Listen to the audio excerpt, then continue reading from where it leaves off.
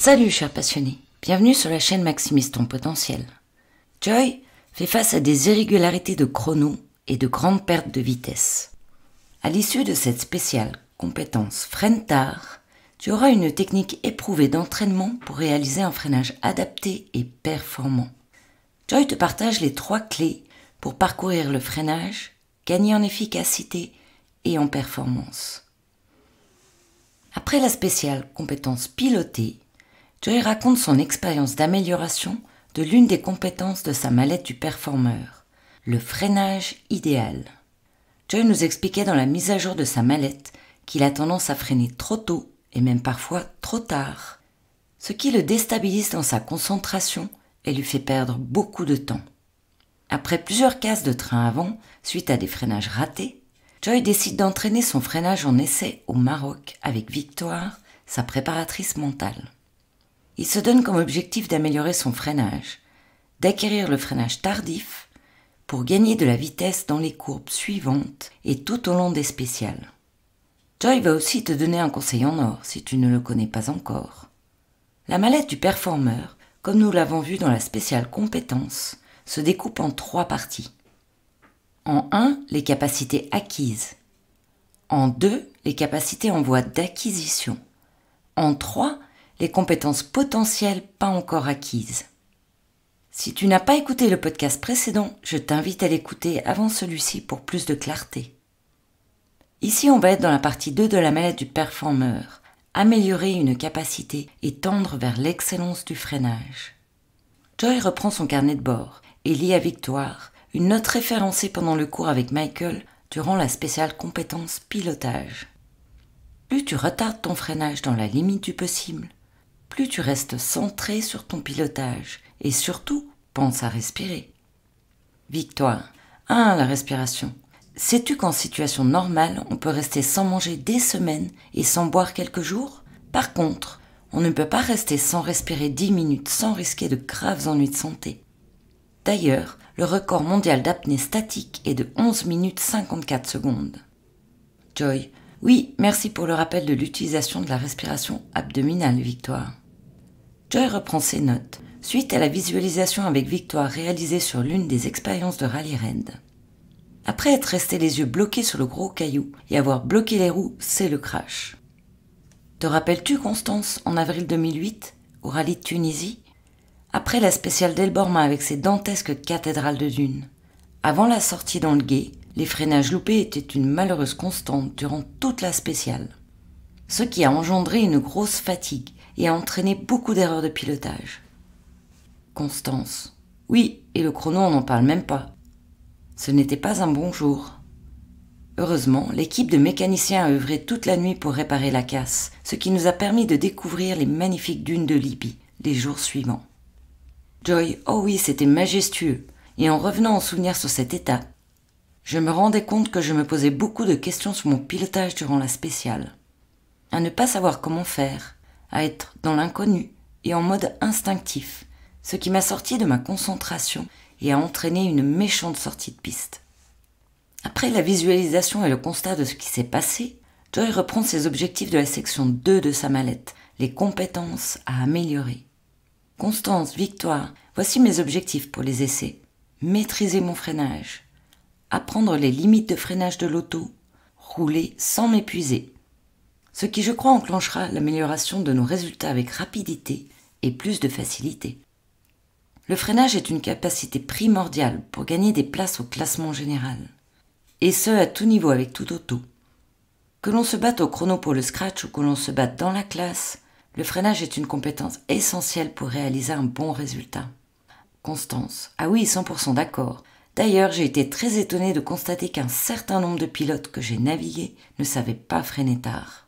Joy. Quand j'ai débuté un circuit dans les années 90, la première chose que j'ai apprise au cours de pilotage sur le circuit du Castellet, c'est freiner. Et pas seulement freiner, freiner tard. Apprendre à connaître le terrain et l'auto pour réaliser la distance de freinage la plus courte possible. C'est très efficace quand on roule contre des autos performantes avec des pilotes qui ont encore beaucoup à apprendre pour exploiter pleinement leur auto. J'étais devenue fan du freinage tard. Et savez-vous pourquoi ?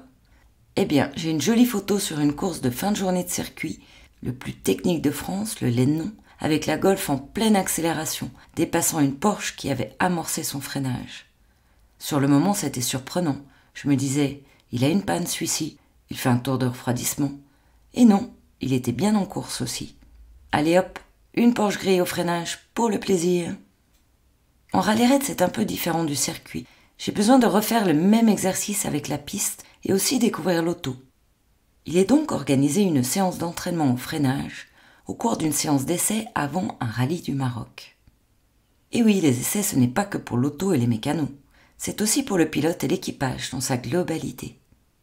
Joy a la volonté très claire d'utiliser les essais pour progresser et améliorer sa technique de freinage. L'équipe se retrouve au Maroc sur des pistes désertiques au nord de Ouarzazate avec le camion d'assistance et le proto Toyota. La navigatrice, Constance, cherche un emplacement pour réaliser les essais. Et hop, une belle piste sur un joli plateau avec une grande visibilité et des alternances de pistes sinueuses et plus rapides. Joy est ravie. Oh super, je veux aussi pratiquer les longs droites et gauches rapides pour gagner en confiance. Le temps est un peu nuageux, ce qui arrange bien l'équipe au vu des températures habituelles dans cette région du Maroc en ce début d'automne. Pendant que l'équipe d'assistance installe le bivouac des essais, Joy reprend ses notes avec les conseils de Michael. Connaître et pratiquer le point de freinage, freiner tard au bon moment, sur la distance la plus courte possible, c'est aussi sortir plus vite de la courbe et gagner du temps. Victoire demande alors à Joy, quel est ton plan d'action précisément ? Joy répond, freiner le moins de temps possible en parcourant la plus courte distance possible de freinage. Allez hop, c'est parti pour un tour de repérage de la piste aller-retour. Puis, la définition du début de zone de freinage est établie avec un piquet peint en orange pour le point de freinage et plusieurs autres piquets de couleur vert à disposition en bord de piste pour matérialiser le point d'arrêt du véhicule à chaque passage. Victoire propose de s'arrêter à chaque exercice de freinage pour observer les traces sur la terre et marquer la distance de freinage, ainsi qu'auto-évaluer le freinage sur une échelle de 0 à 10 afin de conscientiser la progression. Victoire explique que prendre le temps d'observer la situation, de s'observer, permet de prendre conscience des possibilités, d'en réaliser l'expérience et de progresser plus vite. La pratique se réalise comme suit. En phase 1, expérimenter le comportement de l'auto avec un blocage de roue. L'idée est d'écraser la pédale avec le plus de puissance possible et de bloquer les roues au premier freinage, afin de ressentir la limite de blocage au pied droit. L'exercice, à ce moment-là, est porté sur le ressenti du pied avec la pédale de frein et le ressenti du comportement de l'auto qui part en luge. Joy et Constance sortent de l'auto pour observer les traces au sol et marquer le point d'arrêt de l'auto. Ils constatent avec clarté le dessin sur la piste du blocage des roues, ainsi que le mouvement de glisse de l'auto. Le pilote évalue la distance de freinage en mesurant la distance avec ses pas entre les deux piquets. Victoire demande à Joy « À combien évalues-tu la qualité de ton freinage ?» Joy répond avec humour « 10 pour un bon vrai blocage de roue. » Après 3 passages, Joy ne bloque plus les roues. Il flirte avec le point de blocage et sent maintenant la limite de blocage dans le pied. Il constate que sa surface de freinage a diminué de moitié. L'auto-évaluation monte très vite à 5. Au 4e passage, l'auto part en glisse des 4 roues. Joy shoot 3 piquets verts. L'auto stoppe bien plus loin que le 2e essai. Il s'arrête, la tête sur le volant. Il s'énerve. Il ne comprend pas. Constance laisse la place à Victoire dans le paquet de droite pour un débriefing. « Ok Joy, prends une grande respiration abdominale, redresse-toi et constate les progrès réalisés entre le 1er et le 3e passage. Qu'est-ce que cela t'inspire ? Oui, c'est vrai, il y a des progrès. Qu'as-tu besoin maintenant? Je ne sais pas. Oh, prends 3 grandes respirations abdominales. Que te dit ton corps? Ah, j'ai faim. Ok, parfait. Alors, petite pause café-gâteau, ça te dit? Victoire en profite pour discuter avec Joy de la matinée et explique que ces moments d'apprentissage consomment beaucoup d'énergie, car elle concentre à la fois son attention sur le découpage de ses actions et cherche en même temps à performer. Te rappelles-tu quand tu as appris à conduire? Les premières fois, tu as besoin de découper chaque geste, puis, après plusieurs semaines, cela est devenu un automatisme. Aujourd'hui, tu ne te poses plus la question si tu vas changer de vitesse, quelle pédale tu vas utiliser. Vois-tu ce que je veux dire? Joy, oui, oui. Et puis, penses-tu que Sébastien Loeb a freiné tard dès sa première expérience de rallye? Comme il l'écrit dans son livre « Ma ligne de conduite », il a commencé tôt à aller chercher les limites avec sa mobilette. Puis en auto, il a continué à s'entraîner en essai à chercher toujours la limite la plus efficace. Il s'est entraîné avec endurance et persévérance, à retarder de plus en plus son freinage, que ce soit avec sa mobilette dans sa jeunesse ou au début des rallyes en exploitant l'expérience acquise qu'il a instinctivement adaptée au pilotage de l'auto.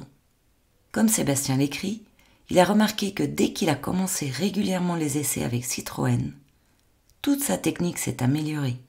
Ses gestes sont devenus encore plus fluides, son sens de l'attaque s'est trouvé démultiplié naturellement, sans forcer.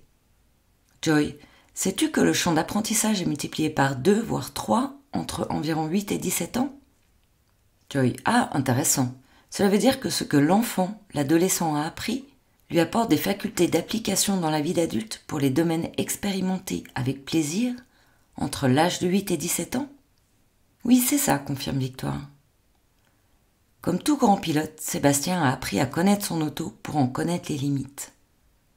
Eh bien, pour le mental, c'est similaire. Plus tu l'entraînes vers là où tu veux aller, plus il ira. Après un certain nombre de répétitions, ton cerveau aura acquis la compétence de rester dans ta concentration, dans ton action. Ce sera devenu une habitude. C'est d'ailleurs le prochain podcast, spécial concentration. Une fois la compétence acquise, c'est définitif. Cela demande toutefois d'être constant dans son entraînement, afin que cela devienne une habitude bénéfique. Tu peux alors passer à une autre compétence à améliorer.